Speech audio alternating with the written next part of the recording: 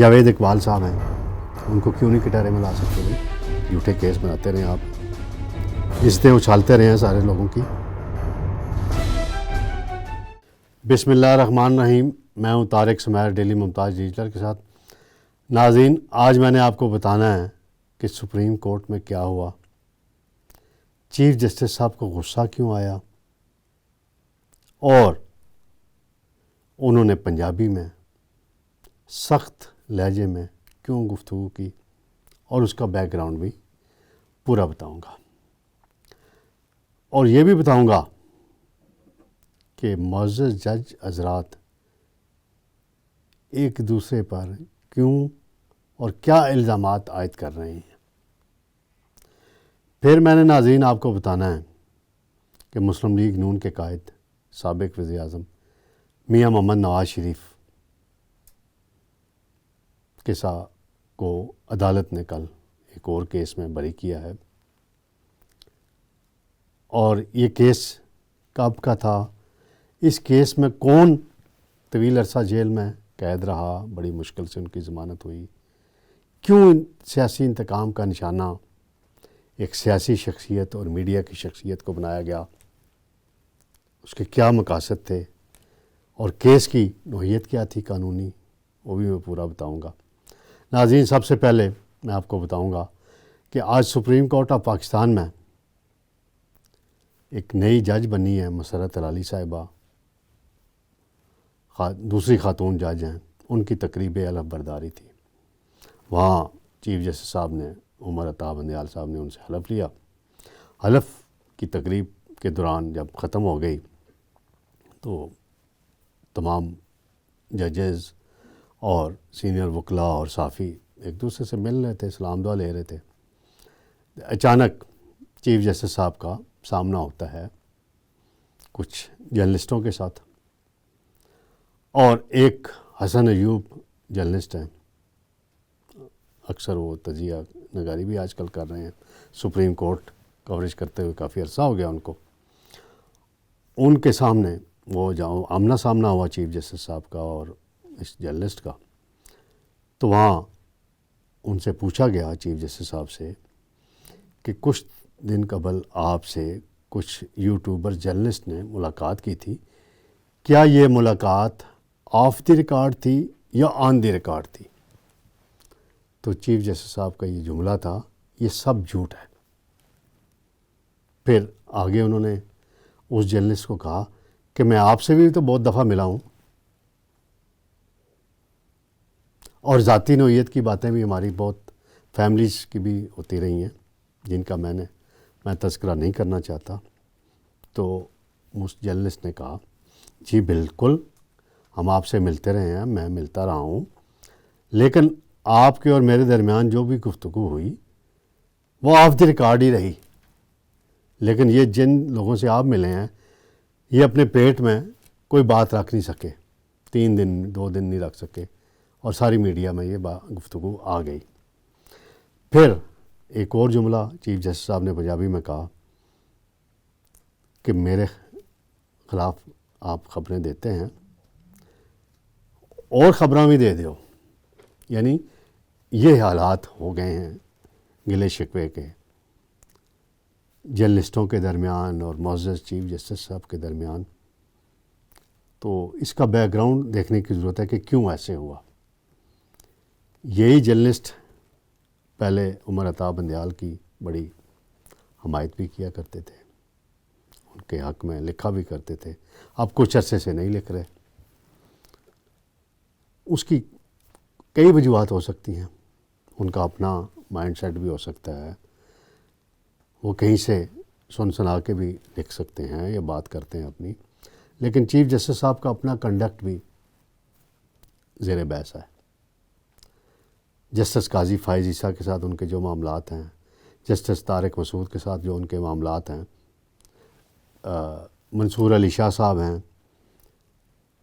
اور بھی کچھ ججز ہیں جنہوں نے اپنے اضافی نوٹس لکھے ہیں مختلف کیسز میں، اس میں ساری باتیں کھول کے انہوں نے کر دیں۔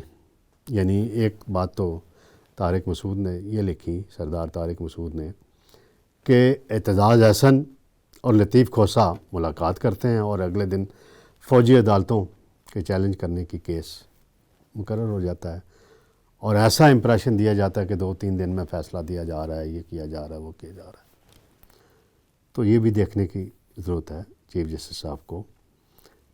اور جو ججز کی اپائنٹمنٹ ہوئی ہیں، ماضی میں ہوئی ہیں، کچھ جونیئر ججز کو یہاں لگایا گیا، اس کے بھی بڑے تنازع ہیں۔ اور یہ جو جسٹس مسرت ہلالی کی تعیناتی ہوئی ہے، یہ میری معلومات کے مطابق جب جوڈیشل کمیشن کا اجلاس ہوا تھا کمیٹی کا، جس میں اپائنٹمنٹس زیر غور آتی ہیں، تو وہاں جسٹس قاضی فائز عیسیٰ نے ان کا نام پروپوز کیا تھا، اور بڑی اچھی چوائس ہو سکتی ہیں کہ چیف جسٹس تھیں صوبے کی، تو ان کو بنایا گیا۔ تو ناظرین، میں نے عرض کیا تھا کہ ایک دوسرے پہ الزامات بھی لگائے جاتے ہیں، بعض ایسے فقرے بھی استعمال کیے جاتے ہیں جو مناسب نہیں ہے۔ میں ان کو یہاں، میری عادت نہیں ہے، میں اپنے پروگرام میں وہ کرتا نہیں، کسی کے بارے میں بھی نہیں کرتا۔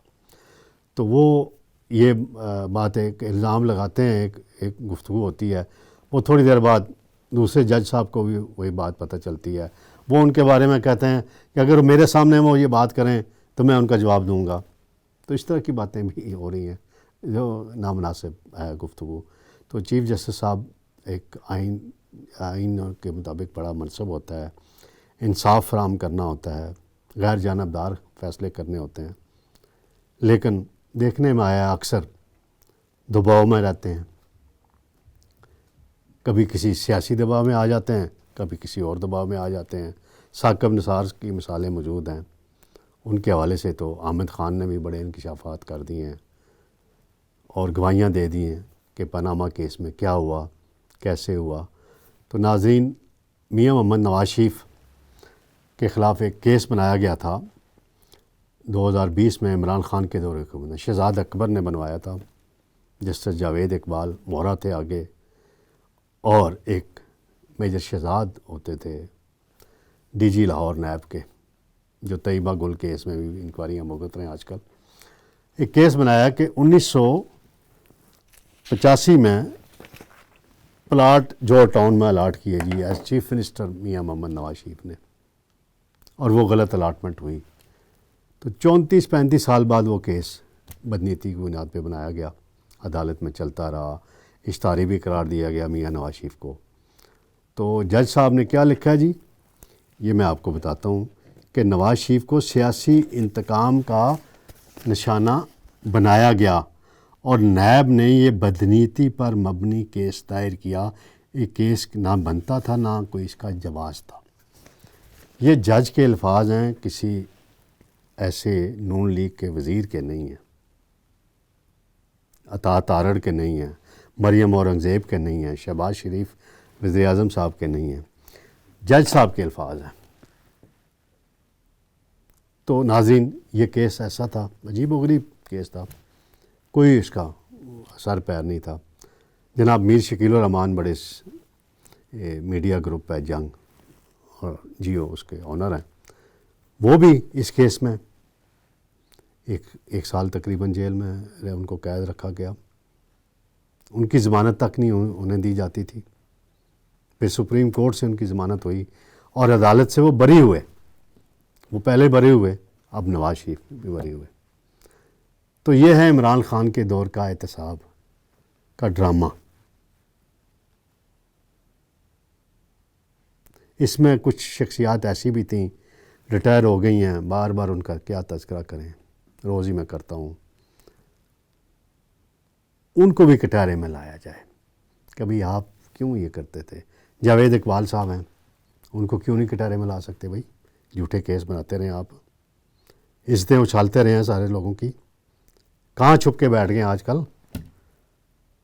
ایک ان کے اور صاحب ہوتے تھے پروپیگنڈا افسر، جعلی پروپیگنڈا کرتے ہوتے تھے۔ اس پر قانون سازی کی ضرورت ہے، جھوٹا کیس جو بنائے اس کو بھی سزا ملنی چاہیے۔ عزتیں اچھالتے ہیں جو بلا وجہ۔ اب دیکھیں جی، احسن اقبال بھی ایک کیس میں ایسے ہی ناجائز اس کو پکڑے رکھا، وہ کیس ہی نہیں بنتا تھا۔ شاہد خاقان عباسی صاحب ہیں جی، LNG لے کر آئے، ملک میں گیس کا بحران ختم کرانے کی کوشش کی، ان پہ کیس ڈال دیا جی، وہ بات نہیں مانی ایک کی بڑے صاحب کی، بے وفائی نہیں کی اپنے لیڈر کے ساتھ۔ تو یہ دیکھنے کی بڑی ضرورت ہے۔ میاں نواز شریف کی واپسی کی باتیں ہو رہی ہیں، اگست میں واپس آنا ہے، 14 اگست ہے یا 7 اگست ہے، آنا ہے انہوں نے، ساری چیزیں آگے چل رہی ہیں۔ اور آج وزیر اعظم نے نوجوانوں کے لیے ایک یوتھ پروگرام لیپ ٹاپ اسکیم بھی لانچ کر دی ہے، تقسیم بھی کیے ہیں لیپ ٹاپ، انہوں نے بجٹ بھی کافی رکھ دیا ہے۔ اس کے ساتھ ساتھ وزیر اعظم صاحب، کل بھی میں نے کہا تھا، مہنگائی کو کنٹرول کریں، آپ کے پاس 1 مہینہ ہے، پھر آپ نے الیکشن میں جانا ہے، آپ روز مختلف ٹویٹس کرتے ہیں، مہنگائی کو کنٹرول کرنے والا ٹویٹ بھی کر دیں کہ کیا میکنزم آپ لے کر آ رہے ہیں۔ IMF سے پیسہ بھی اب آپ کو آ گیا، ڈالر بھی نیچے جانا شروع ہو گیا، اور 15 جولائی کو پٹرول سستا کر دیں،